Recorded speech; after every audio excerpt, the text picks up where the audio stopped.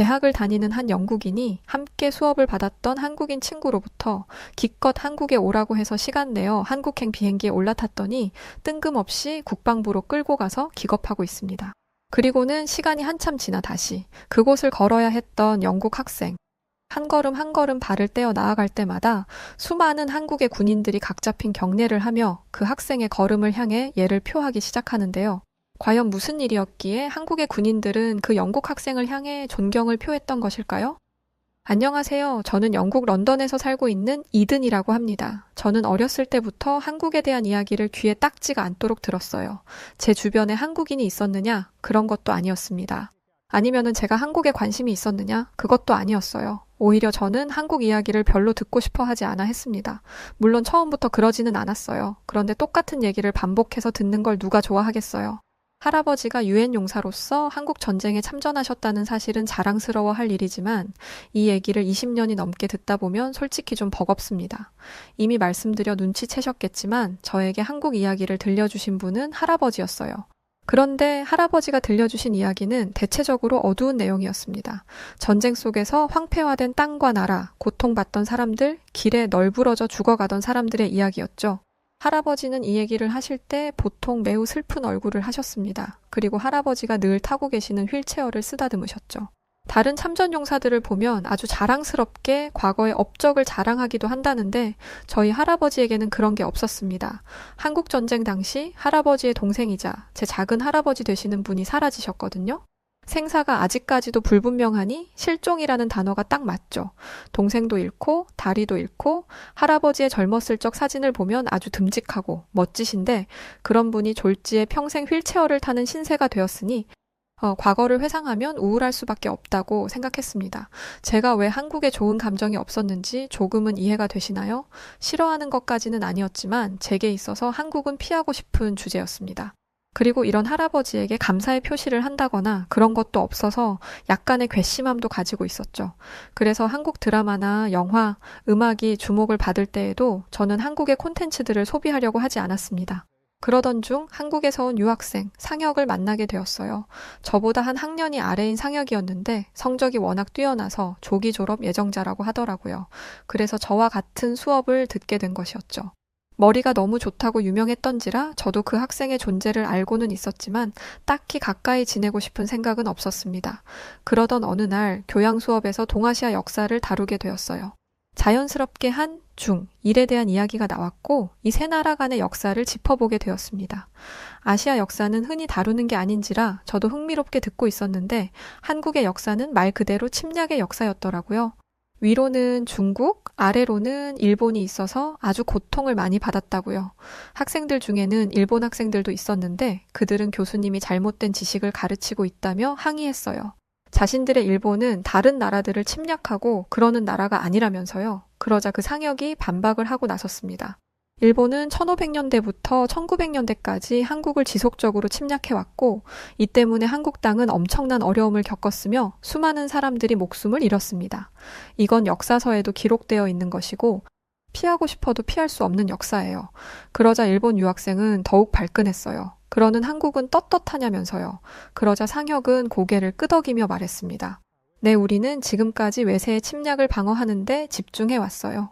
상혁은 미리 준비했나 싶을 정도로 한국의 역사를 꿰고 있더라고요. 사건이 일어난 정확한 시기까지 말하는 걸 보면서 감탄했습니다. 일본 유학생은 그럼에도 자신의 뜻을 굽히지 않았습니다. 나중에는 안 되겠는지 일본이 침략을 했을 수도 있겠죠. 그런데 일본의 침략은 전부 정당한 것들이었어요. 특히 조선을 근대화하는데 일본이 큰 영향을 끼친 걸로 알고 있는데요. 한국은 일본에게 감사해야 해요. 라고 말하더라고요. 순식간에 강의실이 조용해졌습니다. 그곳에 앉아있는 학생들은 대부분 영국인들이었는데 영국도 아주 많은 식민지를 뒀던 나라 중 하나잖아요. 그걸 대놓고 자랑스럽다고 생각하는 사람은 없습니다. 만약에 그랬더라면 욕이란 욕은 다 얻어먹겠죠. 그런데 일본 유학생은 식민 통치를 한 게 엄청난 일인 것처럼 자랑스럽게 얘기하더라고요. 상혁은 한숨을 푹 쉬었습니다. 아마 더 이상의 논리적인 대화는 통하지 않을 거라고 확신했던 것 같아요. 그리고 저는 가장 궁금했던 걸 물었어요. 어떻게 역사를 그렇게 줄줄 꿰고 있는지를요. 그러자 상혁은 한국의 역사를 잊은 민족에게는 미래란 없다라는 말이 있다고 말하더라고요. 그런데 왜 그 순간 비아냥거리는 말투가 나왔는지 모르겠습니다. 저는 저도 모르게 역사 잘 있던데요? 라고 말하고 말았어요. 비아냥거린다는 게 저에게도 느껴져서 놀랐는데 상혁은 어땠겠어요? 상혁은 제 이야기를 듣고 싶어 했습니다.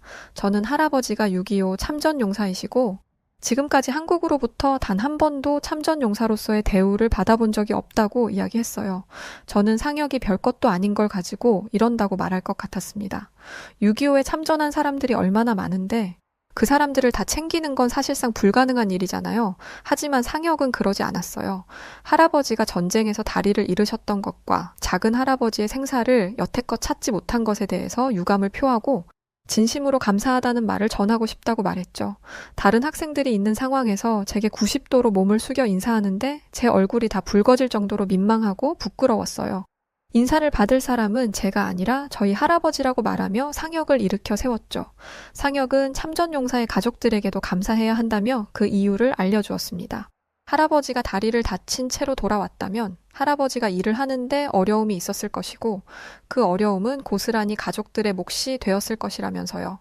그러니 전쟁에 참전해준 참전용사뿐만 아니라 그들을 기다려주고 돌아온 그들을 품어준 모든 이들은 감사 인사를 받을 자격이 있다고 말했습니다. 저는 상혁의 사려 깊음에 놀랐습니다. 실제로 할아버지가 다리를 다치고 돌아오신 뒤 집안 생계는 할머니의 몫이었거든요. 할머니가 아버지와 고모를 키우셨고 거동이 불편한 할아버지도 할머니가 돌보셨습니다. 거구인 할아버지를 작디작은 할머니가 말이죠. 사실 이렇다 보니 한국 얘기를 하는 할아버지가 불편했던 것도 있어요. 제 눈에 할아버지는 남의 나라를 위해서는 다리도 잃었으면서 정작 본국에 있는 가족들 앞에서는 늘 우는 소리만 하는 분이었거든요. 할아버지가 휠체어를 타고 다니며 구두 닦기 일을 하며 생계를 이어나갔다는 걸 몰랐을 때이니 이렇게 생각했습니다. 나중이 되어서 할아버지에게 여쭤보니 손주에게 이런 모습을 알려주고 싶지 않았다고 하시더라고요. 여하튼 이건 나중의 일이고 당시에 저는 상혁의 마음씨에 감동했습니다. 솔직히 이렇게 말만 해도 됐을 거예요. 일본 유학생의 말을 팩트로 반박한 것도 그렇고 다른 학생들에게 칭찬이 자자하다는 점도 그렇고 사려 깊은 것도 그렇고 상혁에 대한 호감도는 이미 충분했거든요. 그런데 상혁은 이 사실을 알게 된 이상 그냥 지나칠 수 없다며 저희 집 주소를 물어봤습니다. 선물을 보내고 싶다면서요. 선물은 무슨 선물이라고 설명하며 주소를 알려주었는데 그 다음날 저녁 할머니가 손님이 왔다며 저를 부르시는 소리가 들렸습니다. 서둘러 1층으로 내려가니 상혁이 문 앞에 서 있더라고요. 상혁은 커다란 박스 하나와 양 옆으로는 커다란 쇼핑백을 두고 있었는데 저는 얼른 가서 그것들을 받아들었습니다. 설마 이게 어제 말한 선물이야? 상혁에게 질문하며 집으로 들어와서 상혁을 소개했어요. 한국에서 온 유학생이라고 하니 모두가 상혁이를 반겨주었습니다. 저희 집은 저 빼고 모두가 한국에 호의적이었거든요. 그 중에서도 가장 기뻐했던 사람은 할아버지셨어요. 할아버지는 상혁을 크게 반기며 저녁 식사에 초대하셨습니다. 저녁 식사 후 상혁은 자신이 가져온 것들을 하나둘 풀기 시작했는데 그건 전부 상혁이 한국에서 가져온 것들과 가족들로부터 받은 것들이었습니다. 타지에서 홀로 공부하는 아들을 위해 어머니가 손수 만들어주신 반찬도 있었고 생전 처음 보는 것들이 많았습니다. 상혁은 할아버지가 참전용사시라는 사실을 알게 된 이상 가만히 있을 수는 없었다며 지금은 당장 드릴 수 있는 것으로 가져왔지만 더 좋은 것을 들고 다시 인사드린다고 하더라고요. 본인 어머니가 정성스레 만들어주신 귀한 것들까지 주려고 하길래 저희 가족은 겨우 상혁을 설득해서 김과 누룽지만 선물로 받았습니다. 김은 영국에서도 워낙 유명하기 때문에 이미 맛은 알고 있었지만 누룽지는 처음이었어요. 쌀 같은 걸 딱딱하게 굳혀서 부셔놓은 걸 뭐 어떻게 먹는지 모르겠더라고요. 상혁은 냄비에 물을 올려달라고 부탁한 뒤 그 딱딱한 누룽지를 물에 넣었습니다. 잠시 뒤 완성되었다며 그릇 하나를 가져왔는데 생김새가 요상하더라고요. 물에 밥이 풀어져 있는 모양이었는데 별 냄새도 안 나고 제가 먹어보니 별 맛도 안 느껴졌습니다. 이걸 왜 가져온 거야? 라는 의문이 들던 찰나 할아버지와 할머니의 감탄사가 들렸습니다. 세상에 이거 너무 맛있구나. 할머니 할아버지는 너무 맛있게 드시더라고요. 간이 센 것보다는 훨씬 나았던 거죠. 그리고 치아가 많이 안 좋으셔서 최근 식사를 하는데 어려움을 느끼셨었기 때문에 더더욱 마음에 들어 하셨습니다. 상혁은 이후로도 할아버지에게 한국에서 온 비싼 홍삼도 가져다 주곤 했어요. 이런 상혁과 가까이 지내며 저는 어느새 한국에 대한 제 생각이 편견이라는 것을 알게 되었고 한국에 대한 좋은 인상을 갖게 되었습니다. 그렇게 방학이 되었고 한국으로 돌아갈 상혁을 저녁 식사로 초대했어요. 식사를 다 마치고 다들 상혁에게 작별 인사를 하려는데 상혁이 대뜸 비행기표 2장을 내밀었습니다. 뭔가 했더니 그건 한국행 비행기 티켓이었어요. 바로 할아버지와 할머니를 한국으로 초대하고 싶다는 거였죠. 깜짝 놀랄 제안이었습니다. 영국에서 한국 가는 비행기 티켓이 한두 푼도 아니고 게다가 가면 숙박비, 식비 들어갈 돈이 얼마나 많은데 한국으로 초대한다니요. 알고 보니 상혁은 꽤 있는 집 자식이었습니다. 너무 수수하게 다니다 보니까 전혀 몰랐던 것뿐이었고요. 할아버지와 할머니는 결정을 고사하셨습니다. 할머니는 비행기 타는 걸 좋아하지 않으셨기 때문이고 할아버지의 연세를 생각하면 쉬운 일이 아니었죠. 하지만 상혁은 그런 할아버지를 설득했습니다. 할아버지가 지켜낸 한국 땅이 어떻게 변했는지 직접 보여드리고 싶다면서요. 결국 할아버지는 마음을 돌리셨고 할머니 대신 제가 할아버지를 따라가게 되었습니다. 상혁은 가장 비싼 등급의 비행기 좌석을 예매해 주었고 그 덕에 할아버지는 크게 무리하지 않고 한국에 도착할 수 있었어요. 저희는 밤늦게 도착했는데 착륙하기 직전 할아버지는 한참 동안 비행기 밖을 바라보셨습니다. 그러고는 말씀하셨어요. 과거에는 불길이 치솟았던 곳에서 저렇게 밝은 빛이 빛나는구나. 할아버지의 말씀처럼 한국 땅의 밤은 밝고 아름다웠죠. 그날은 너무 늦었던지라 저희는 어딜 갈 생각도 못하고 호텔로 향했습니다. 그렇게 하룻밤을 자고 일어났는데 눈을 떠보니 할아버지가 호텔 유리창 밖을 바라보고 계셨어요. 저는 그 모습을 보고 상혁이 호텔의 가장 높은 층을 잡아준 이유를 깨달았습니다. 호텔 유리창 밖으로는 빌딩들이 빽빽하게 자리 잡고 있었고 8차선 도로가 쫙 깔려 있었습니다. 사람들은 바쁘게 돌아다니고 있었고 도시는 깨끗하게 정비되어 있었어요. 할아버지는 자신이 경험했던 한국과 너무 달라진 모습에 깜짝 놀라시면서도 뿌듯해 하셨습니다. 할아버지가 다리를 잃어가며 싸운 덕분에 이런 변화가 있을 수 있었던 것이니까요. 할아버지의 연세가 있기 때문에 이곳저곳을 마구 둘러보기는 어려웠지만 할아버지는 차를 타고 시내를 돌아다니는 것만으로도 즐거워하셨어요.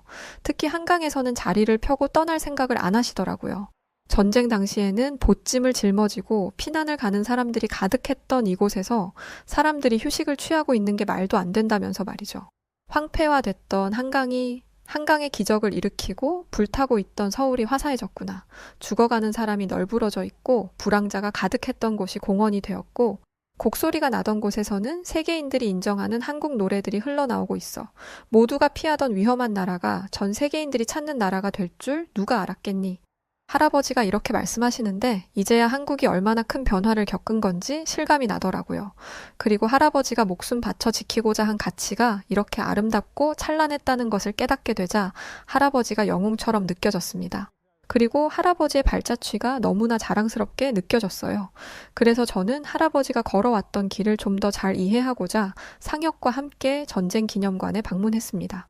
그때 당시의 상황을 알고 싶어서요. 제 할아버지가 얼마나 위대한 일을 하신 건지 알고 싶었습니다. 그리고 할아버지도 이곳을 방문하는 걸 가장 기대하셨어요. 저는 전쟁기념관에서 할아버지가 참전하셨던 전쟁이 얼마나 끔찍했는지를 알 수 있었습니다. 전쟁이 끔찍한 건 당연히 알고 있지만 제가 겪어본 적은 없잖아요. 그래서 상상하는데 한계가 있었는데 실제로 보니 제 상상을 뛰어넘는 사건들이 너무나 많았습니다. 그리고 이건 상혁도 마찬가지였어요. 저는 할아버지가 걱정됐습니다. 혹시 전쟁터에서의 일이 생각나서 고통스러워하지 않으실까 하고요. 그런데 할아버지는 의외로 덤덤하게 모든 기록들을 살펴보고 계셨습니다. 그리고 저희에게 하나둘 그때의 이야기를 들려주기 시작하셨어요. 그때는 봄이었어. 중공군은 유엔군 방어선을 돌파하고 서울을 재탈환하겠다며 대규모 공세를 준비하고 있었지. 첩보가 들어오고 우리 여단은 바로 준비에 들어갔단다. 우리는 끝까지 방어선을 지켰고 유엔군이 후방을 공격할 수 있도록 시간을 벌어주었지. 밤낮 없이 쏟아지는 총탄에 긴장되어 심장은 터질 것 같았어. 덤덤히 말을 잇는 할아버지의 목소리가 아주 슬프게 느껴졌습니다. 당시 전투에서는 영국군의 수가 아주 열세했다더라고요. 끝나지 않는 전투에 누군가는 여기서 이러다 다 죽겠다며 흐느끼기도 했다고 합니다. 하지만 할아버지는 그럴 때마다 동료 병사들을 독려하며 우리는 집에 갈 수 있다고, 우리는 이길 수 있다고 말씀하셨다고 하죠. 내 바람처럼 모두가 집에 돌아갔다면 얼마나 좋을까. 우리는 유엔군에게 도움이 되었고 결과적으로는 전투에서 승리했지만 우리 대대는 수많은 병력을 잃고 말았어. 나는 내 바로 옆에서 쓰러진 병사들을 돌볼 새도 없이 총격을 피해 몸을 숨겨야 했단다. 내게는 그때의 기억이 너무나 큰 죄책감으로 남아있어. 저와 상혁에게 전쟁은 그저 끔찍하고 다시 일어나서는 안 되는 일 정도겠지만 할아버지에게 있어서 전쟁이란 죄책감 그 자체였어요. 제가 와서 직접 보고 나니 할아버지가 평생 동안 괴로워하셨던 이유를 알겠더라고요. 할아버지는 살아남은 자로서의 죄책감을 평생 짊어지고 사셨던 것이었습니다. 그리고 뒤이어 할아버지는 저도 처음 듣는 이야기를 들려주기 시작하셨어요. 그리고 이 이야기를 들은 상혁은 저희 몰래 놀라운 일을 준비하기 시작했죠. 그 치열했던 전쟁 중에 말이다. 나도 수많은 죽음의 문턱을 건넜단다. 그리고 처음으로 내 목숨을 구해준 건 확실치는 않지만 내 눈에 고작 18살밖에 안 되었을 어린 학도 병이었단다. 저는 학생들이 전쟁에 참전할 수 있다는 걸 이때 처음 알았습니다. 어른들의 도움이 필요한 어린 학생들에게 총을 쥐어준다니요. 그런데 지금으로서는 상상하지도 못하는 일들이 일어나는 곳이 전쟁터이더라고요. 할아버지는 그 학도병사를 회상하며 눈물을 보이셨습니다. 지금의 손주보다 어린 나이였을 학도병사가 참호에 굴러들어온 수류탄을 끌어안고 세상을 떠났던 이야기를 하셨거든요. 할아버지는 그 용맹했던 학도병의 이름을 아직도 기억하신다고 합니다. 최영수. 그 이름 말이죠. 뒤이어 할아버지는 다리에 총을 맞았을 때를 회상하셨어요. 여기서 이렇게 죽나 보다 생각하고 모든 걸 포기하고 있을 때 산 꼭대기에 있는 할아버지를 한국 군인들이 끌고 내려왔다더라고요. 숨이 끊어지기 직전이었던 할아버지는 포기하고 서둘러 후퇴하는 게 더 나았을 텐데도 말이죠. 그들은 총탄이 빗발치는 상황에서도 희망을 버리지 않았고 그들 덕분에 할아버지는 간신히 목숨을 건질 수 있었습니다. 하지만 다리를 뚫고 지나간 총알 때문에 더 이상 다리를 쓸 수 없었고 할아버지는 영국으로 돌아가게 되었죠. 그리고 그제야 동생과 연락이 닿지 않는다는 것을 알게 되셨다고 합니다. 작은 할아버지는 행방불명 상태였어요. 시신을 찾지 못했으니 행방불명이 맞죠. 할아버지는 백방으로 작은 할아버지를 찾으려 했지만 전쟁 중인 나라에서 뭘 할 수 있겠어요. 결국 영국으로 돌아가서 동생의 소식이 들려오기를 기다렸습니다. 하지만 동생에게는 연락이 오지 않았고 수십 년의 시간이 흘러 지금이 된 것이었어요. 이 얘기를 듣는데 할아버지뿐만 아니라 상혁도 눈물을 흘리고 있었어요. 이 얘기를 몇 번이나 들었던 저조차도 감정이 북받치더라고요. 아마도 한국의 전쟁기념관에서 듣다 보니 더 그런 것이었겠죠. 게다가 할아버지의 부모님, 그러니까 제게는 증조부모님 되시는 분들은 평생 살았는지 죽었는지도 모를 작은 아들을 그리워하다가 두 분 다 지병으로 사망하셨어요. 그리고 돌아가시기 전까지도 장애인이 되어서 돌아온 할아버지를 볼 때마다 안타까움의 눈물을 흘리셨다고 합니다. 그런데 이 얘기를 듣는 상혁은 거의 오열을 하더라고요. 그 모습이 제 마음에 참 많이 와닿았습니다. 아무리 본인 나라를 위해 힘써준 사람이라 하더라도 수만 명의 사람들 중 하나잖아요. 솔직히 이 사연 말고도 더 기구하고 아픈 사연들이 많을 것입니다. 그런데 상혁은 할아버지의 이야기를 그저 그런 수많은 이야기 중 하나라고 치부하지 않았어요. 진심으로 함께 아파하고 눈물 흘렸습니다. 저는 이렇게만 해줘도 감사했을 거예요. 상혁의 마음과 눈물에 할아버지도 충분히 위로받으셨거든요. 지금까지 나를 찾아주는 사람이 없어서 잊힌 존재가 된 줄 알았다. 그런데 아니더라. 할아버지가 하신 말씀입니다. 그런데 할아버지와 저를 한국으로 초대했을 때부터 알아봤어야 했습니다. 상혁은 제 생각보다 더 추진력 있고 화끈한 남자였어요. 역사를 잊은 민족에게는 미래란 없다 라고 말하며 어떻게든 은혜를 갚아야 한다고 하던 상혁이 엄청난 다짐을 하고야 말았던 것입니다. 그건 바로 할아버지의 잃어버린 동생을 찾아주는 것이었죠. 하지만 저희는 상혁이 이걸 준비하고 있다는 걸 몰랐어요. 이 사실을 알게 된 건 한국에서 즐거운 시간을 보낸 뒤 돌아간 영국에서였습니다. 학기 시작 일주일 전에 상혁에게서 연락이 왔어요. 한국으로 오라면서요. 역시나 비행기표까지 이미 끊어뒀더라고요. 이번엔 할아버지 말고 저만 오라고 하길래 아, 이번에야말로 여행다운 여행을 하겠구나. 나도 한국 젊은이들처럼 홍대에서 술도 좀 마시고 하겠구나. 라고 기대하는 마음을 가졌습니다. 그런데 상혁이 저를 데려간 곳은 젊은이들이 북적거리는 야시장이 아니라 국방부였어요. 저는 얘가 미쳤나? 했습니다. 생각해보세요. 외국인이 다른 나라 국방부에 갈 일이 뭐가 있겠어요? 제가 무슨 간첩도 아니고 도무지 이해가 안 됐습니다. 제가 납득이 안 된다는 표정으로 서 있자 상혁은 그제야 왜 저를 여기로 데려왔는지 이유를 설명하기 시작했어요. 상혁은 저를 국방부가 아니라 정확히 말하자면 유해발굴 감식단으로 데려온 것이었습니다. 대체 여기가 뭐 하는 곳인가 들어보니 놀라운 일을 하는 곳이더라고요. 전쟁 중에 수습되지 못한 신원 미상의 군인들의 유해를 발굴해서 유가족들의 품에 돌려주는 일을 하는 곳이었습니다.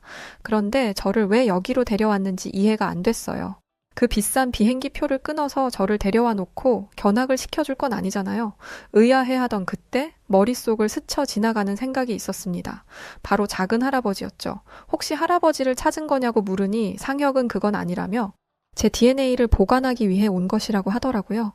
제 DNA 정보를 지금까지 발굴한 신원 미상의 유골이나 앞으로 발견될 유골과 대조하여 가족을 찾겠다는 것이었죠. 일단 이렇게 조직적으로 유해를 수습하는 일을 한다는 것도 놀라웠지만 백골화가 된 유골에서 DNA를 채취할 수 있다는 것 자체가 너무 놀라웠습니다. 한국의 이런 기술력은 세계 최고 수준이더라고요. 아무래도 이런 일을 하려면 기술이 발전할 수밖에 없었겠죠. 그렇게 DNA 채취를 맡기고 저는 바로 영국으로 돌아왔습니다. 제가 봐오던 젊음의 거리로 데려가 주지 않는 상혁이 야속했지만 상혁도 영국으로 바로 들어와야 하는 상황이라 함께 귀국했습니다. 처음 영국에 왔을 때는 곧바로 찾을 수 있을 줄 알았습니다. 그런데 아무리 기다려도 연락이 안 오더라고요. 할아버지에게는 말씀도 못 드리고 저 혼자 마음을 애태우고 있었습니다. 그렇게 몇 년의 시간이 흘렀고 얼마 전 한국으로부터 연락이 왔습니다. 네, 작은 할아버지의 유해를 찾았다는 연락이었어요. 작은 할아버지의 유해는 돌틈 사이에 끼어 있었다고 합니다. 사람들이 자주 다니는 곳인데도 발견되지 않을 정도였죠.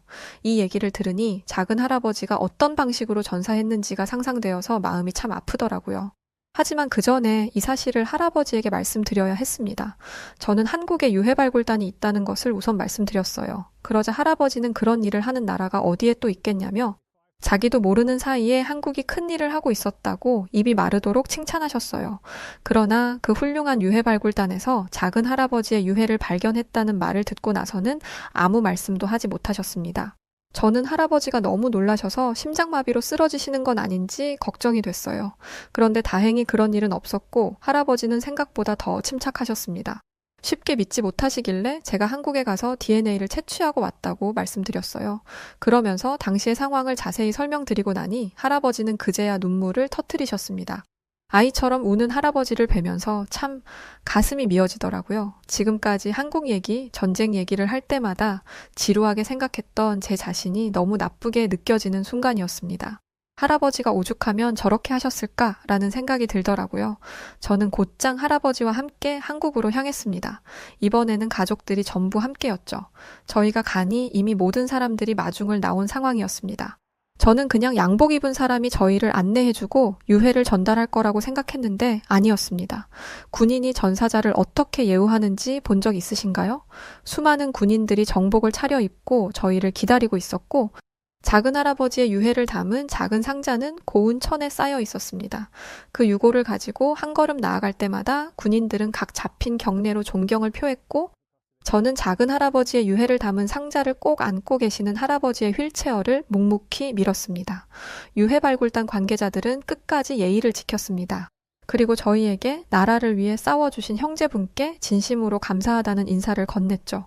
90도로 허리를 숙여 인사하는 그들을 보면서 저희 할아버지가 참전 용사라는 것을 알았을 때 상혁이 보여주었던 태도가 생각났습니다. 콩 심은 데 콩 난다더니 한국인들은 은혜를 잊지 않고 감사하는 마음을 간직하는 사람들이 맞더라고요. 그들의 노력 끝에 저희 할아버지는 작은 할아버지와 재회하셨습니다. 그리고 그 유해를 돌려받은 지 얼마 되지 않아 할아버지도 세상을 떠나셨어요. 아마 지금쯤이면 하늘에서 작은 할아버지를 만나 행복한 시간을 보내고 계시지 않을까 싶네요. 이 자리를 빌려 할아버지의 평생의 소원을 이뤄준 유해발굴단에게 정말 감사하다는 인사를 드리고 싶고 이 일이 계속해서 이어져 더 많은 이들이 가족의 품으로 돌아갈 수 있기를 응원합니다. 할아버지도 작은 할아버지도 참호 속 군인들의 목숨을 건져준 한 어린 학도 병사도 잔인한 총칼에 희생되어야 했던 모든 생명들이 그곳에서는 행복하시길 오늘도 기도해 봅니다. 네, 6월은 호국보훈의 달이죠. 그래서 호국정신을 되짚어 볼 수 있는 이든 씨의 사연을 소개해드리게 되었습니다. 저도 사연을 읽어드리는 동안 큰 감동을 받았는데요. 우리 여우튜브 구독자님들도 상혁 씨처럼 우리나라를 위해 싸워준 분들께 감사한 마음을 간직하고 있을 거라는 생각이 드네요. 저는 오늘 사연처럼 감동적이고 의미 있는 사연을 소개해드리고 있는데요. 다음 영상이 기대되신다면 좋아요, 구독, 알림 설정 부탁드리고요. 더 깊은 사연으로 돌아오겠습니다. 그럼 사연을 읽어드렸던 여우튜브 송은지였고요. 끝까지 시청해주신 모든 분들 고맙습니다. 그리고 구독자분들 사랑합니다. 감사합니다. 당신만의 유튜브